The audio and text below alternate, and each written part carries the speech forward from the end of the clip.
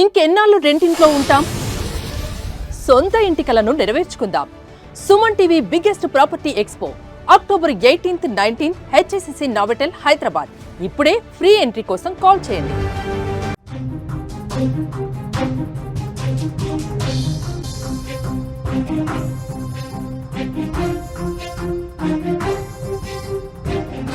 పశ్చిమ బెంగాల్లో మెడికో స్టూడెంట్ని దారుణంగా అత్యాచారం చేసినటువంటి ఈ ఘటనకు సంబంధించి మొత్తం 4గురిని అరెస్ట్ చేశారు.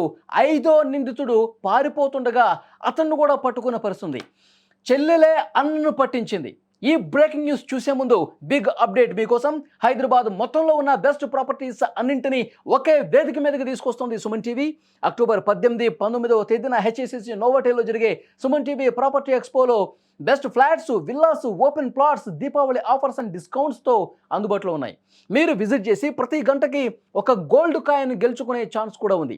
ఫ్యామిలీతో రండి, మీ డ్రీమ్ ప్రాపర్టీని సొంతం చేసుకోండి. ఇప్పుడు అసలు బ్రేకింగ్ న్యూస్లోకి వెళదాం. బెంగాల్లో మెడికో అత్యాచార ఘటనలో ఒక ట్విస్ట్ నెలకొంది. పోలీసులు మరొక యువకుడిని, ఎవరైతే ఈ అత్యాచారానికి పాల్పడ్డారో అందులో ఇప్పటికే 4గురిని అరెస్ట్ చేశారు. 5వ నిందితుడిని గాలిస్తుండగా ఆ యువకుడు, ఆ నిందితుడు ఎవరైతే ఉన్నారో అతని చెల్లె పోలీసులకు ఇన్ఫర్మేషన్ ఇచ్చింది. వాడు అక్కడ అందాల్ వంతెన ఉంది, ఆ వంతెన కింద దాక్కొని ఉన్నాడు సార్, వాడు అక్కడే ఉన్నాడు, నాకు ఇన్ఫర్మేషన్ ఉంది, మీరు వెంటనే అక్కడికి వెళ్ళి అతన్ని పట్టుకోండి, అతన్ని అరెస్ట్ చేయండి అని చెప్పి ఆ నిందితుడి సోదరే పోలీసులకు ఇన్ఫర్మేషన్ ఇచ్చినటువంటి పరిస్థితి. 5వ నిందితుడు సఫీక్ దుర్గాపూర్లోని అందాల్ వంతెన, అక్కడ ఆ దుర్గాపూర్ మెడికల్ స్టూడెంట్ మీదే వీళ్ళు అత్యాచారం చేశారు.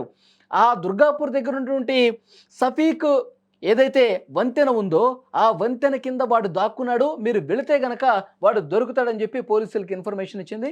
వెంటనే పోలీసులు అక్కడికి వెళ్తే అక్కడ నిజంగానే వాడు దాక్కుని ఉన్నాడు. వెంటనే పోలీసులు వాడిని అరెస్ట్ చేసి తీసుకొచ్చినటువంటి పరిస్థితి. పశ్చిమ బెంగాల్లో చాలా దారుణమైనటువంటి ఘటనలు జరుగుతున్నాయండి. గత కొన్ని రోజులుగా చూస్తే అత్యాచారాలు ఎక్కువగా పశ్చిమ బెంగాల్లోనే జరుగుతున్నటువంటి పరిస్థితి. ఇక్కడ పశ్చిమ బెంగాల్లోని దుర్గాపూర్లో ఉన్న మెడికల్ కాలేజీలో అక్కడ హాస్టల్ భవనం నుంచి తన ఫ్రెండ్తో కలిసి బయటకు వచ్చింది. సాయంత్రం సమయంలో బయటకు వచ్చింది. కొంత నిర్మానుష ప్రదేశంగా ఉంది. వీళ్ళిద్దరినీ గమనించినటువంటి కొంతమంది దుర్మార్గులు, దుండగులు ఏం చేశారంటే వెనకాలే వెంబడించి అయితే అక్కడ అడవి ప్రాంతం ఉంది, అంటే చెట్లు పొదలు అన్నీ ఉన్నాయి, ఒక అడవిలాగా ఉంది. వీళ్ళు వెంట పడుతున్నారు, మనల్ని పట్టుకోవడానికి వస్తున్నారు అనే ఉద్దేశంతో అడవిలోకి పరిగెత్తారండి ఇద్దరు. ఆ అమ్మాయితో పాటు ఉన్నటువంటి ఫ్రెండ్ ఇద్దరు పరిగెడితే ఆ అమ్మాయి ఒక దిక్కు వెళ్ళిపోయింది, వీడు ఇంకో దిక్కు వెళ్ళిపోయాడు. వీడు వెనకాల పడకుండా ఆ 4గురు కూడా ఈ అమ్మాయి వెనకాలే పడ్డారు. ఈ వెనకాల వెళ్ళినటువంటి అమ్మాయిని పట్టుకుని గొంతు మీద చేవేసి, ఎటేలాడు నీ ఫ్రెండు, ఫోన్ లాక్కున్నారు, ఫోన్ చేయి, వాడికి ఫోన్ చేయి, ఇక్కడికి రమ్మని చెప్పు అని చెప్పి ఫోన్ చేస్తే ఫోను అతను లిఫ్ట్ చేయాలి, రెస్పాండ్ కాలేదు. ఇక వాడు రెస్పాండ్ కాలేదని చెప్పి ఈ అమ్మాయి మీద ఒకటి తర్వాత ఒకడు చాలా దారుణంగా హింసించారు, అత్యాచారానికి పాల్పడ్డ పరిస్థితి. ఈ విషయం ఇంకెవరికైనా చెప్తే ఇక నీకు పుట్టగతులు ఉండవు, ఇక నీకు చావే మిగులుతుంది అని చెప్పి బెదిరించే ప్రయత్నం చేశారు. ఆ తర్వాత ఇంకొంతమంది ప్రతిఘటిస్తే, ఇది మీరు చాలా తప్పు చేస్తూ ఉన్నారు, ఇది పెద్ద కేసు అవుతుంది, మీరు ఈ విధంగా చేయకూడదని చెప్పి వాళ్ళని ప్రతిఘటిస్తూ ఉంది. నువ్వు ఇట్లాగే పిచ్చి వేషాలు వేస్తే ఇంకొంతమంది మా ఫ్రెండ్స్ వస్తారు, నీ పని ఈ రాత్రికి అవుటే అని చెప్పి వాళ్ళు బెదిరించి చాలా దుర్మార్గంగా ఒకళ్ళ తర్వాత ఒకళ్ళ ఆ మెడికో స్టూడెంట్ మీద రాత్రి సమయంలో ఆ నిర్మానుష ప్రదేశంలో అత్యాచారం చేసి అక్కడే వదిలేసి వెళ్ళిపోయినటువంటి పరిస్థితి. వెంటనే ఈ తప్పించుకున్నటువంటి వేరొక ఫ్రెండు తన ఫ్రెండ్స్కి ఇంకొంతమందిని తీసుకొచ్చాడు. పోలీసులు కూడా ఇన్ఫర్మేషన్ ఇస్తే అందరూ వచ్చి చూస్తే ఆ చెట్ల పొదల్లో చాలా బలహీనమైనటువంటి స్థితిలో, ఆమె లేవలైనటువంటి స్థితిలో పడిపోయింది. వెంటనే హుటాహుటిన ఆసుపత్రికి తీసుకెళ్ళినటువంటి పరిస్థితి. తర్వాత ఆ నిందితులు ఒక్కొక్కడిని పట్టుకుంటున్న క్రమంలో 4గురు దొరికారు. ఒకడు పారిపోయే ప్రయత్నం చేశాడు, దొరకట్లేదు. ఆ పారిపోయినటువంటి నిందితుడి సోదరి ఎవరైతే ఉన్నారో ఆమె నేరుగా పోలీసులకు ఇన్ఫర్మేషన్ ఇచ్చింది. వాడు ఆ బ్రిడ్జ్, ఆ వంతెన కిందే దాక్కుని ఉన్నాడు సార్, వాడు నా అన్నైనా కానీ నేను క్షమించే పరిస్థితి లేదు, తప్పు చేసిన వాడు శిక్ష పడాల్సిందని చెప్పి ఒక శివంగిలాగా మారిపోయి సొంత సోదరే అన్నను పట్టించినటువంటి పరిస్థితి. ఎందుకంటే ఒక మహిళ తాలూకా బాధ ఏంటో ఒక మహిళగా ఆ నిందితుడి సోదరికి తెలుసు. ఒక మహిళ ఇంత దారుణమైనటువంటి బాధను భరిస్తూ ఆమె నలుగురు ఒకరి తర్వాత ఒకళ్ళు అత్యాచారానికి పాల్పడ్డారంటే ఎంతటి దుర్మార్గమైనటువంటి సైకో మనస్తత్వం కలిగి ఉన్నారు. అలాంటి సైకో మనస్తత్వం నా అన్నకు కూడా ఉందా?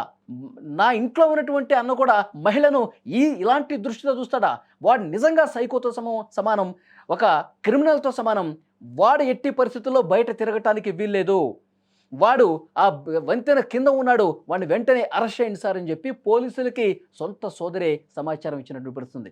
ఆ సోదరిని మెచ్చుకుంటూ ఉన్నారు. తన కుటుంబ సభ్యుడైనా తన అన్న అయినా సరే తాను చేసిన తప్పు చేశాడు కాబట్టి క్షమించకుండా వెంటనే పోలీసులకి ఇన్ఫర్మేషన్ ఇచ్చినందుకు ఆ అమ్మాయిని కూడా అందరూ కూడా మెచ్చుకుంటున్నటువంటి పరిస్థితుంది.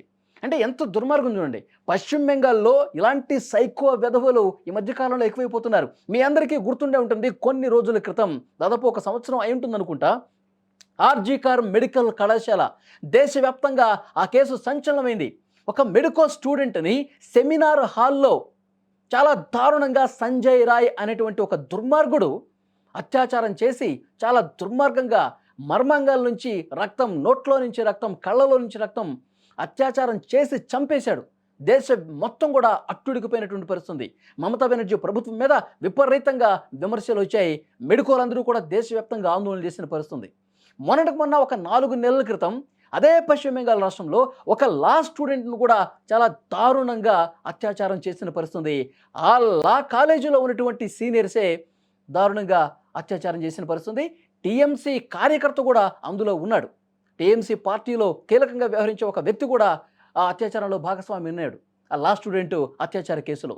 సో ఈ మధ్యకాలంలో పశ్చిమ బెంగాల్లో విపరీతంగా ఇలాంటి దారుణాలు కనిపిస్తున్నాయి. మమతా బెనర్జీ ప్రభుత్వంలో అసలు మహిళలకు రక్షణ లేదు, భద్రత లేదు. బయటికి రావాలంటేనే భయపడే పరిస్థితులు కనిపిస్తున్నాయి. ఇప్పుడు ఈరోజు జరిగినటువంటి ఈ దుర్గాపూర్ మెడికల్ కళాశాలలో మెడికల్ స్టూడెంట్ మీద ఇంత దుర్మార్గంగా ప్రవర్తించినటువంటి ఘటన. సో నిజంగా తల్లిదండ్రులు దూర ప్రాంతాలకు, ఈమె ఒడిశాకు సంబంధించినటువంటి ఆమె ఈ బాధితురాలు. ఈరోజు జరిగినటువంటి కేసు ఒడిశా రాష్ట్రం నుంచి పశ్చిమ బెంగాల్ వచ్చి ఆమె చదువుకుంటా ఉంది. డాక్టర్ అవ్వాలని చెప్పి ఒక ఆశతో, కోరికతో చదువుకుంటుంది. తల్లిదండ్రులు కూడా అదే ఆశతో పంపించారు, మా అమ్మాయిని డాక్టర్గా చూడాలనుకున్నారు. కానీ అక్కడి దుర్మార్గులు ఏం చేస్తున్నారండి? భయం లేదు, ఏముంది, అరెస్ట్ చేస్తే జైలుకి వెళ్తాం, మళ్ళీ వచ్చేస్తాం, ఈ ధీమా, ఈ ధైర్యంతోనే ఇక్కడ క్రైమ్ బాగా పెరిగిపోతుందా? మన చట్టాలు సరిగా లేకపోవటం వల్ల, సరైనటువంటి శిక్షలు పడకపోవటం వల్ల ఇలాంటి దుర్మార్గులు ఇంకా బరితెగిస్తున్నటువంటి పరిస్థితి ఉందా? ఇవన్నీ కూడా చర్చించాల్సినటువంటి విషయాలు. ఈ వీడియో చూస్తున్న ప్రతి ఒక్కరూ స్పందించండి. అత్యాచారం చేసి చాలా ఈజీగా తప్పించుకుంటున్నటువంటి వెధవులు ఇంకా ఉన్నారు. అసలు ఎలాంటి చట్టాలు ఉండాల్సినటువంటి అవసరం ఉంది? తల్లిదండ్రులు తమ ఇంట్లో ఒక అమ్మాయిని బయటకు పంపించాలంటే భయపడే పరిస్థితి ఉంది కదా. మరి దీనికేంటి పరిష్కారం? వాడు ఎవడైతే అత్యాచారం చేశాడో వాడికి సోదరు ఉంది కదా, వాడికి అమ్మ ఉంది కదా, వాళ్ళ ఇంట్లో మహిళలు ఉంటారు కదా, అందరూ ఒకటి కాదా? అంటే మన ఇంట్లో ఉన్న వాళ్ళేమో మంచోళ్ళు, బయట తిరిగే వాళ్ళు, బయట ఏదైనా చదువుకోవటానికి వచ్చిన వాళ్ళు, లేకపోతే బయట ఏదైనా పరాయి స్త్రీ కనిపిస్తే ఈ విధంగా కామంతో కళ్ళు మూసుకుపోయి అమ్మాయిల మీద అఘాయిత్యాలకు తెగబడుతున్నారు. అసలు ఇలాంటి వాళ్లకు ఎలాంటి శిక్ష వేయాలి? ప్రతి ఒక్కరూ స్పందించండి. ఇలాంటి దుర్మార్గాలు, అత్యాచారాలు చేసినట్టు సైకో వెధవులకి ఏ శిక్ష వేస్తే కరెక్ట్? కామెంట్ బాక్స్లో తెలియజేయండి.